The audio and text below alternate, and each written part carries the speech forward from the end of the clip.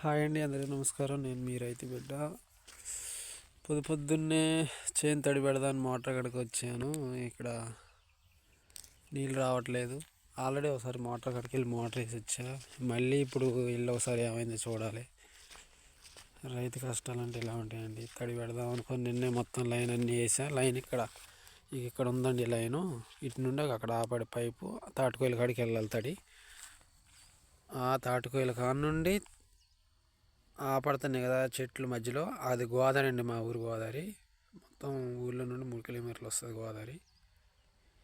అక్కడ నుండి under ground line ఇక్కడికి వచ్చిందండి. ఇక గట్టి మీద కర్రపుల్ల ఉంది కదా, అక్కడ నుండి మన పైపులు గొట్టాలు వేసామండి. అక్కడ వరకు ఈ సేనుగల్ అయిందండి. మోటార్ వచ్చేసి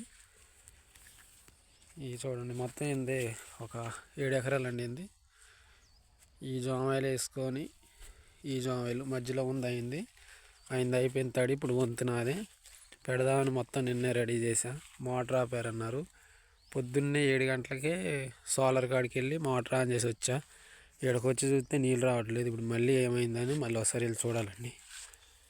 రైతు కష్టాలు ఇలా ఉంటాయండి. ఇప్పుడు మళ్ళీ అటు నుండి వెళ్ళి ఇంటికి వెళ్ళి మోటార్ తాళం తీసుకొని అక్కడ నుండి మళ్ళీ తిరిగి మళ్ళీ ఇప్పుడు చూపిస్తుంది అక్కడికి వెళ్ళి అక్కడ మోటార్ ఆన్ చేసి ఇక్కడికి వచ్చి మళ్ళీ తిరిగి రావాలి. రోడ్డు ఏమంటే తిరిగి వచ్చి ఇక్కడ నుండి మళ్ళీ ఏమైందని ఒకసారి పైపు చూసుకుంటూ వెళ్తే అప్పుడు నీళ్ళు చేలోకి వస్తాయండి. ఇవాళ అవ్వదు తడి, రేపు మధ్యాహ్నం దాకా పట్టిద్దండి. మళ్ళీ మధ్యాహ్నం కాడ నుండి ముందేసి ముందు కొట్టాలండి. ఓకేనండి, బాయ్.